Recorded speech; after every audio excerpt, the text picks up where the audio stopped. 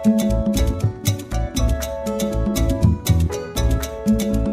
Obenke, Ike Tsi Obenke,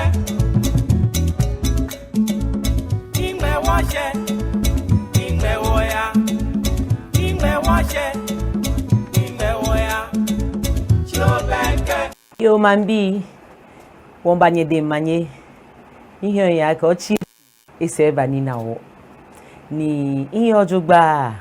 ihe ya ke bu hu yo ojugba. Tsi Obenke ni fe mo ni ne. No mene un wo ke mbanye we am. Mi nyenye mi yo na asho me. Atoja na visho me. Ni josu. Nke wo ke Tsi Obenke mbo ogbe no. Ni mene wachi Obenke wo papa ko wa wo son lo ko wa ni be na kelile ni fo he shra o ba ma chegbe si le ba cho mi boni acho lo jogba iwo me mi shra mi ba no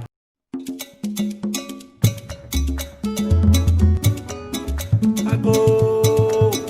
jame genye me be eshe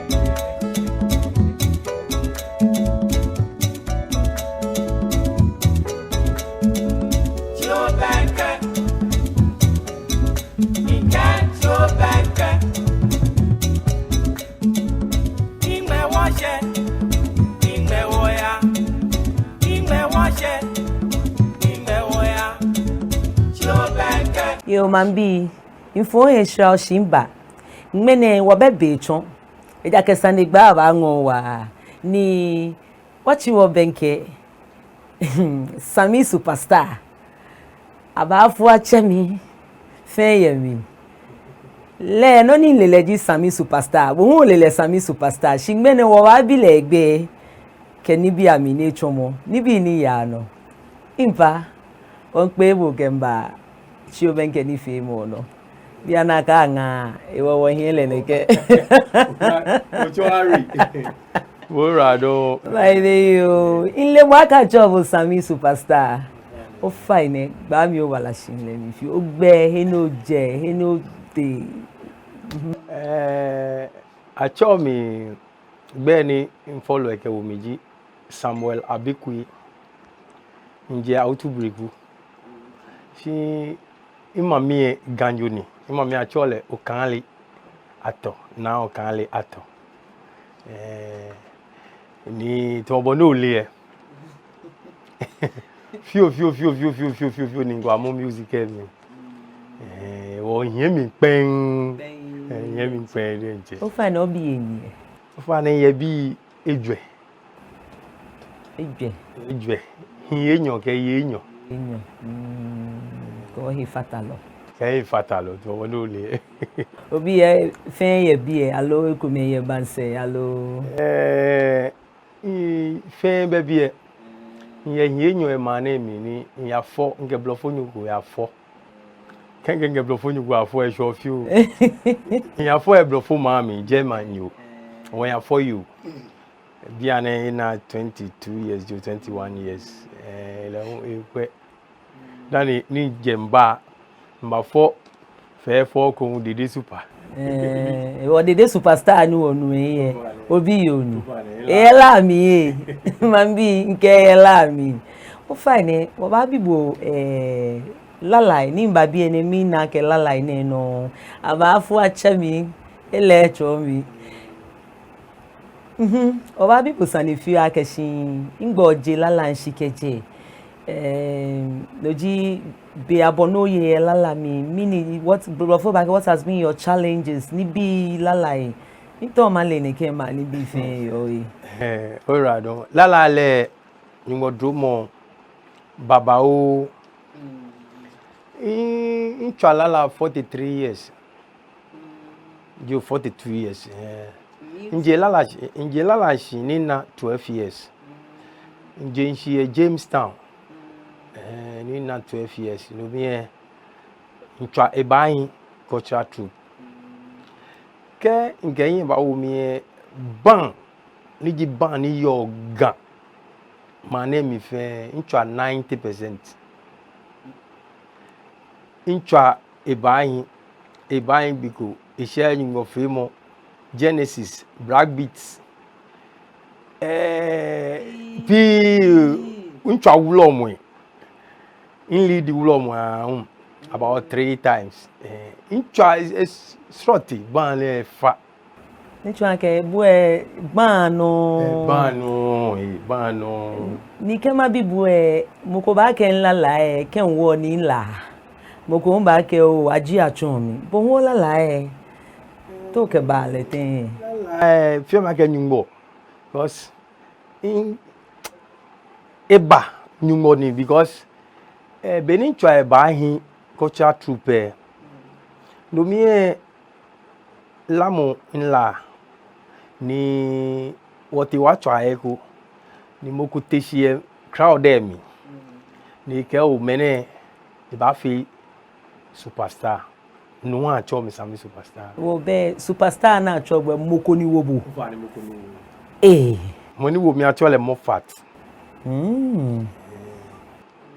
nse ne no po ya na le ni ya dale hia ke gbe yin ni gbe ntu tu mo kopa Undalesi. Okay. Ewo nke ma bia kashi lalai enye neke wakola ke ekule nyoma enyo. Nglofo ba ke credibility. Lalai enye ko yin wo mi onma. Ni enye ehiti wa. Ni bia ne kemo ko ewo na atwade nche la ke Sammy superstar lala ne. Yo, alright. Infe lalai 12 albums. Niji album ene 12 sinoni ba fe kenkren no mfe ko Germany dan nke brofo me fe ko Addison wo bank ni yo Germany na chole bana Addison brofo me ke me DJ nga me fe ko dan mba fe milenje ma fe ko she's third one eji nimba mane mi ni ba fe e komeniji abamiami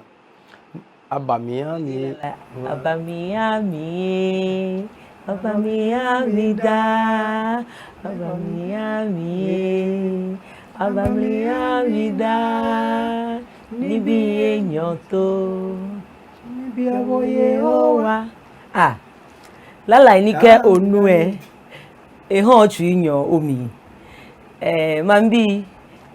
sanegbe ngo ni mene Tsi Obenke wonyeminu Sammy superstar mi fo he shrama ba ni wo bi Sammy superstar akeshi ke ekwe gadangbe lala ye hie ani blofo ba ke wo ye future ke hanu ko o remote ke to ni ba no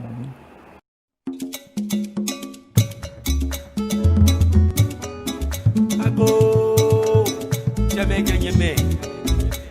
be eshe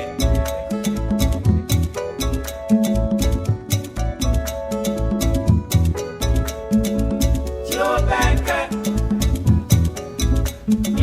Tsi Obenke Ime washe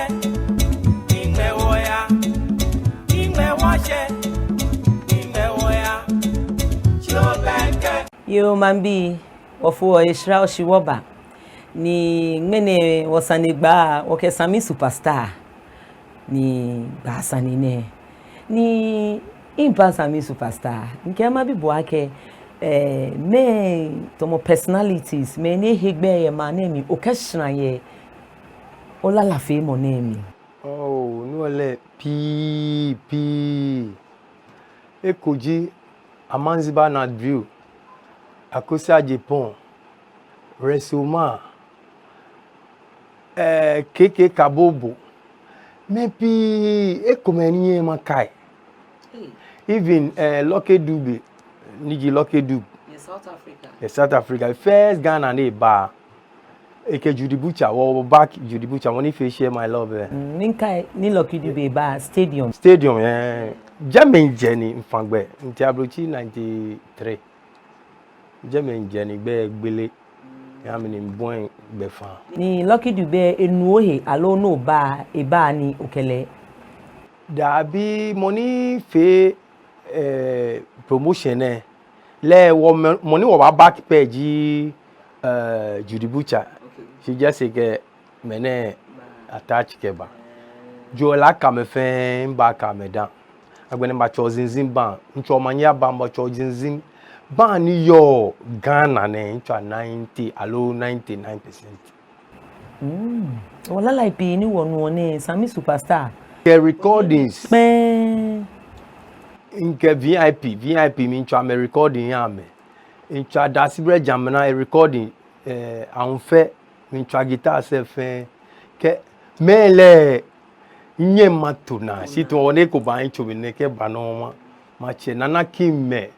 a lot ewo nke ma bi ye lala famous energy music ochu onu koklo ye ke mbabi ene ni na abu ye studio ano ye he koklo no ochu ni lala no jino no fio ofane lala mfio agbene sound engineer Jimmy nchu me ba nchu me lala e ko tumo adani best me allocate to me one you me fe me record am sometimes oha me ewo be ni chu ke lala so jino no fio ni po chu she nchu alive ban to wo no chu wo lala ni no ewo ke oblanta ko blind ne amenkwabu ake Sammy Superstar nu isumo lalai mi to wo se ma choto mo Sammy Superstar miniji ngawo no ba nyo ke ha me ko to Sammy Superstar ke so le mo awo mi no fe Sammy Superstar ni hio ya ke shi mi yabo big support ni okay to Sammy Superstar ke to Sammy Superstar ka me ta o me na manyima wa me ni chu akọ gbele o fiji ami blem fijam in wa me pi in na lala ha me in na lala na ge feel film in actor film in na film je ni na film shi in your films ni mba out your film ya ka ni mba na mi na ko fe kuru lala ni mi njo ye bi ene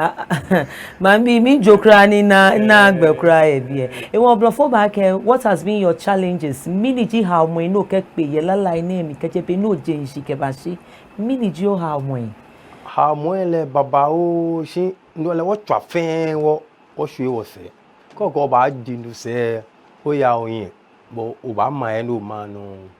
o sani amoele ucho no yo hin si amo o ekole Sammy Superstar ke ha mo twafen ekole ko me lo enyoku ale no yeji mi nke ba wo na nkucho mi ni mi nke nyi ekoji wo lala ni wo fi o ne gan lala ni wo fi o ne e fit mo wo mfe gan lala ana cho wo na walo e wo won soli ake ni bi aja ni mo me anya wawo noji ekomi ne agbene hu ahe wo ne ke wo CDs ne ke ni bi o ba fe ne ke gan o ke o fe gan wo sano ya gan mi ojugba wa na o fe gan mo koko e fo da ye series ni fi 13 episodes ni enye ya another one ni nke me ko me man probi drama troupe fi lon ya I want no major challenges ni wona si no me fense ini jam eje wi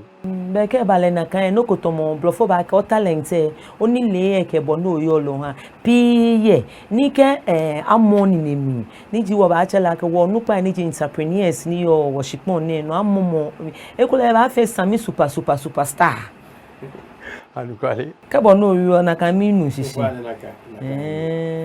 ja ke no ko benkele na ewie mo fa ona ga ewie mo fin lala ini ye ewie mo fa kra yo be sande gba hun he ngom si nke ma bibo akesin ye wo gadangbe lala ini bi ane afe onu bi ane ona ke fe afe gan si lala e ko memba no na ke ne gan wiemoni si ko ti asante ma mi amomi ko me hu o ba se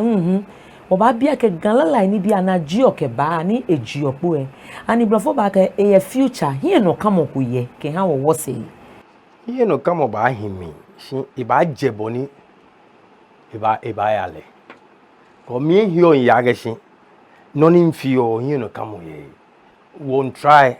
ake ba hin lo shi eyin le won try keke shi ale no eje ke ba ibagbe no abo e iba feel fine ke gbe ko no le stillness and o ya no ni o try shike o kweboni wo blahin ko blaye o blanta ke wo ganla la e ba ani to na lete amembo ame wo modern jiwe wa den chona ekole wo yi no solo ama me yi no wo ko kweboni bi ana me hin le ni twa ke hin no kamoko ye chuchuku e o na me ipi e tv mi ke ni bi ye radio no si bi ana me ba ni twa ke pembele ewo be no ni o ba ke wo ji be o na mi na ke shin be no kotomo sana ke apia me wa mo keke boko ye ni iba me holo ji na me holo twa mi ni amena kwa amesajana na hien la la nya me ambanya me jekpo na mo ba na hien la la ni ahien talents ni ona ke ne gameni abanye si ko me ba bi e de ba na epodi enche ta frache no ba yepo eke mba wa san de ba ne ka o kwa talent e ke ni bi hu ne ke ba no kotomo no ne ba nye wa si fe wa fe gole eke pie ba bo ga o manyama fe ko me lo enyo ko ke wabo o fe ke wa lele ba nya we na moko eke ata ego nko phone ntwa me chalo ba o lala o ba ko o ba gbe na si o kane no alo wa mo ne no o moko ye ni ke fia ahun eke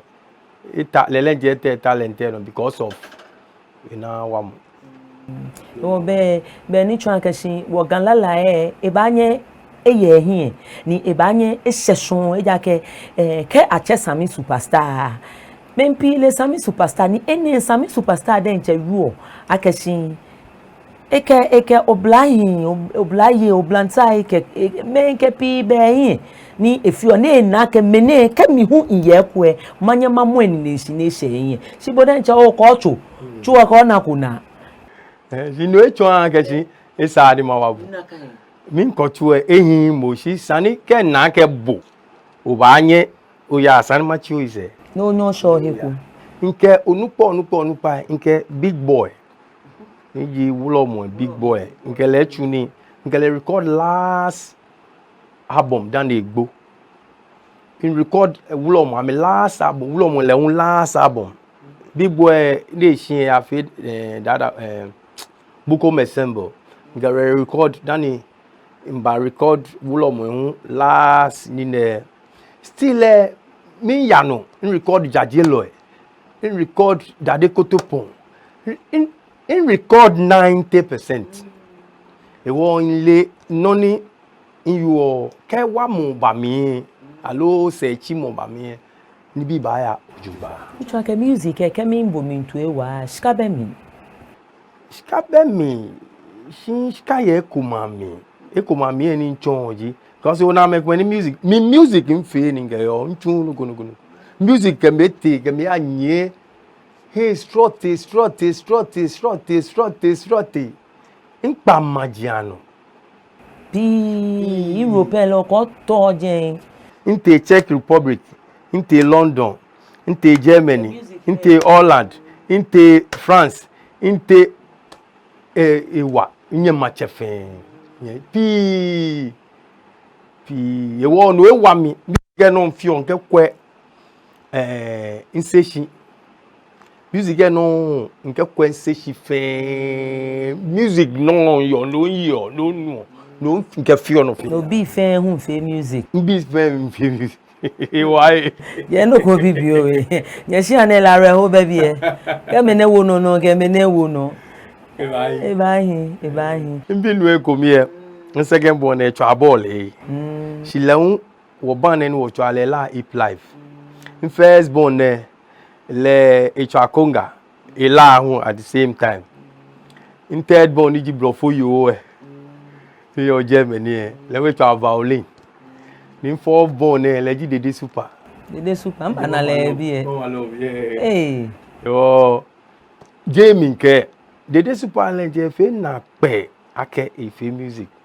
because you are a journalist allo medicine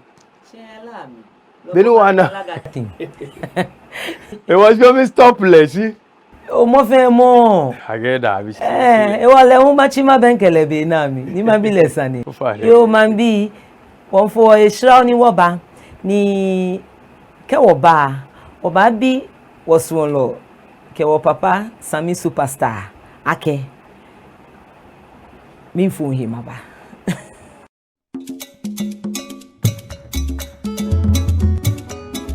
ago jame ganye me be eshe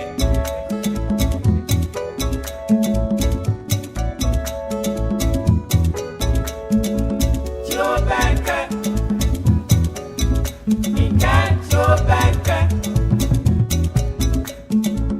Ingme washe Ingme woya Ingme washe Ingme woya Tsi Obenke yo man bi wo ba ni dani maya hanye nunye wo shishanke woke wo papa wo so lo ke wo no fia no Sammy superstar ni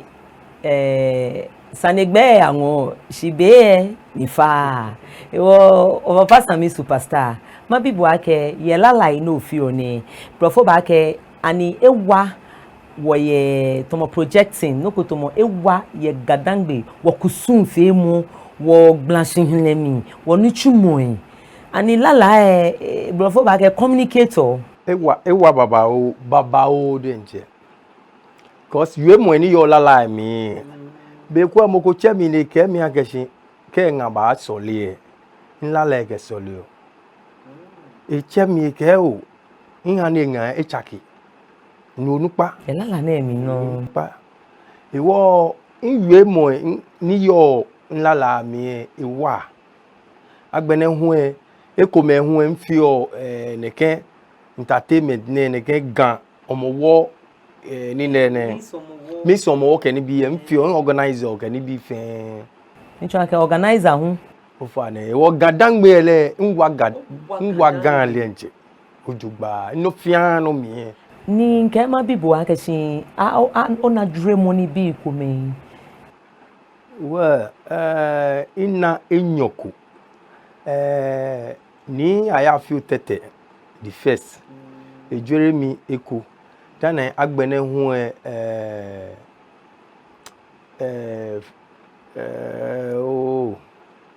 mboko njure mi niji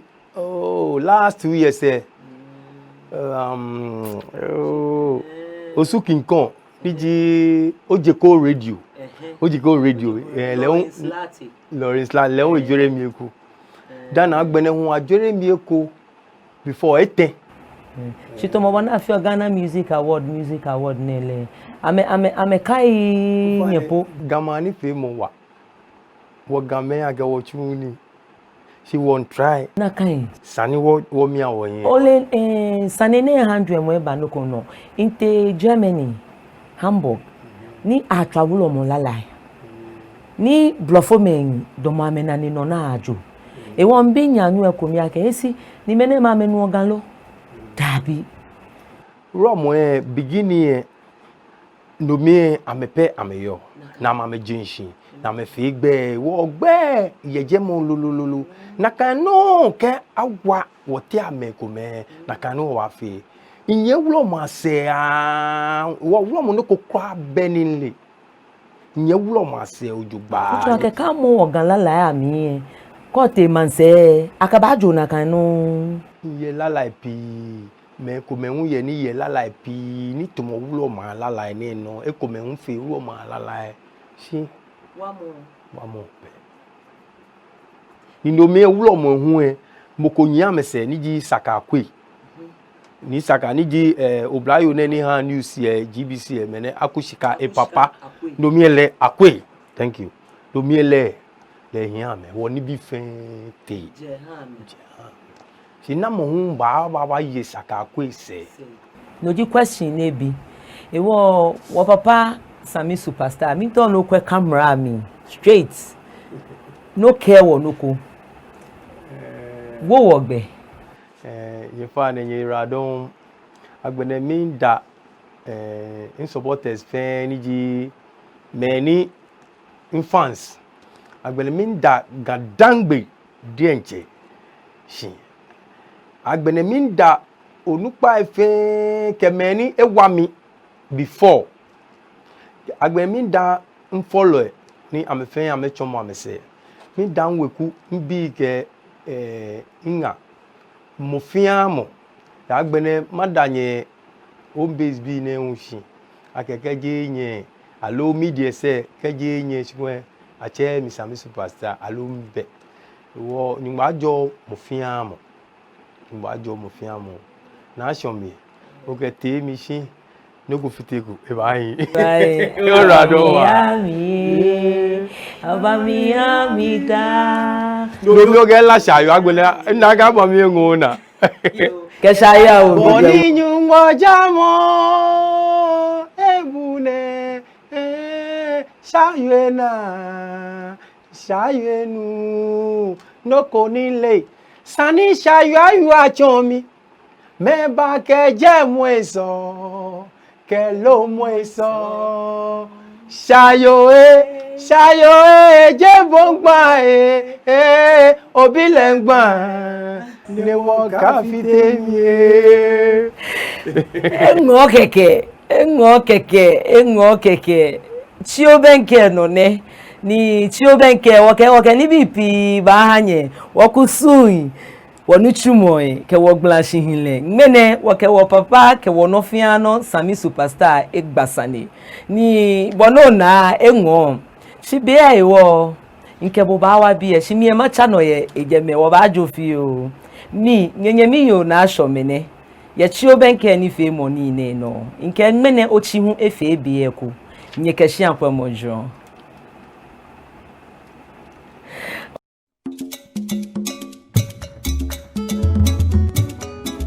ago jame ganyeme be eshe